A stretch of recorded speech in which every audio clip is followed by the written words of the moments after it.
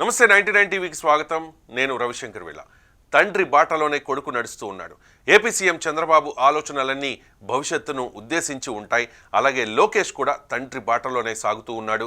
Global meetings అనగానే టక్కును గుర్తొచ్చేది ఒకే ఒక పేరు, చంద్రబాబు.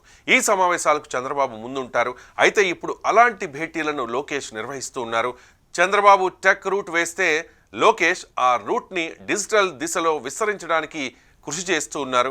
ప్రస్తుతం ఆంధ్రప్రదేశ్లో రాజకీయాలు వేడెక్కుతోన్న సమయంలో అమెరికా సిలికాన్ వ్యాలీలో లోకేష్ ఫోటో వైరల్ అవుతోంది. తండ్రికి తగ్గ తనయుడు అంటూ అందరూ ప్రశంసిస్తూ ఉన్నారు.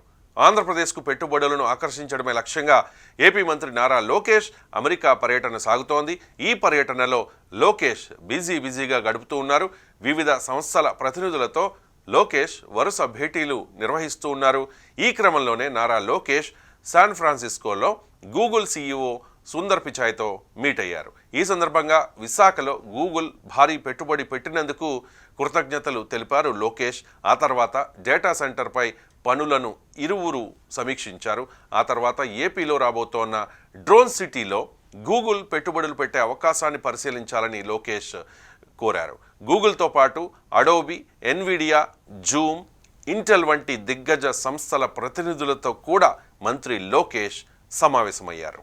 భారత ఆర్టిఫిషియల్ ఇంటెలిజెన్స్ విప్లవంలో ఏపీని అగ్రపదాన నిలుపుతామని విద్యా, ఐటీ శాఖల మంత్రి నారా లోకేష్ ధీమా వ్యక్తం చేశారు. ఈ నేపథ్యంలోనే పెట్టుబడులే లక్ష్యంగా వివిధ కంపెనీల ప్రతినిధులతో వరుస సమావేశాల్లో పాల్గొంటూ ఉన్నారు లోకేష్. ఈ సందర్భంగా ఏపీలో రాబోతోన్న డ్రోన్ సిటీలో drone assembly, calibration, testing unit నెలకొల్పే అంశాన్ని పరిశీలించాలని మంత్రి లోకేష్ సుందర్ పిచాయ్ను కోరారు. అనంతరం గూగుల్ ప్రతినిధులకు మెమెంటోను అందజేశారు. ఆ తర్వాత అడోబీ సీఈఓ సంతన్ను నారాయణన్తో భేటీ అయ్యారు లోకేష్. విశాఖపట్నంలో అడోబ్ గ్లోబల్ క్యాపబిలిటీ సెంటర్ లేదా డెవలప్మెంట్ సెంటర్ను ఏర్పాటు చేయాలని లోకేష్ విజ్ఞప్తి చేశారు.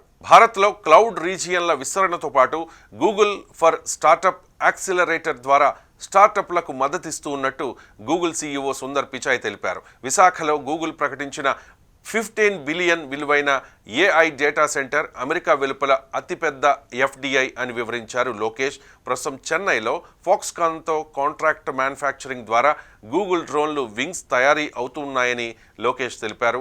గూగుల్ ఉత్పత్తులను ప్రతి నెల 500 మిలియన్లకు పైగా ఇంటర్నెట్ వినియోగదారులు ఉపయోగిస్తూ ఉన్నారని గూగుల్ సీఈఓ సుందర్ పిచాయ్ స్పష్టం చేశారు.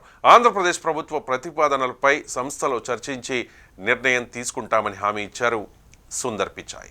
మరోవైపు గేమింగ్, చిప్ డిజైనింగ్, జీపీయూ మ్యానుఫ్యాక్చరింగ్లో అంతర్జాతీయంగా అగ్రగామిగా ఉన్న ఎన్విడియా వైస్ ప్రెసిడెంట్ రాజ్బీర్ పూరితో కూడా భేటీ అయ్యారు మంత్రి లోకేష్. ఆంధ్రప్రదేశ్లో పెట్టుబడులు పెట్టాలని లోకేష్ ప్రతిపాదించారు.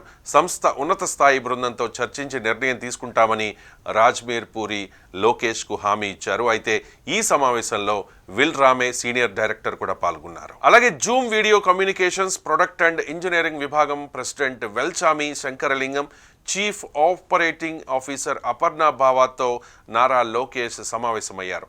అమరావతి లేదా విశాఖలో జూమ్ సంస్థ R&D లేదా ఇంజనీరింగ్ డెవలప్మెంట్ సెంటర్, విశాఖపట్నంలో ఒక గ్లోబల్ క్యాపబిలిటీ సెంటర్ ఏర్పాటు చేయాలని విజ్ఞప్తి చేశారు లోకేష్.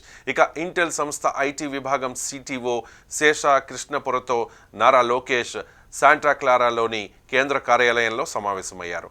ఆంధ్రప్రదేశ్లో ఇంటెల్ ఉత్పత్తుల కోసం అసెంబ్లింగ్, టెస్టింగ్, మార్కింగ్, ప్యాకేజింగ్ ఏర్పాటు చేసే అంశాన్ని పరిశీలించాలని మంత్రి లోకేష్ విజ్ఞప్తి చేశారు. అయితే ఏపీ ప్రభుత్వ ప్రతిపాదనలను పరిశీలిస్తామని శంకరలింగం తెలిపారు.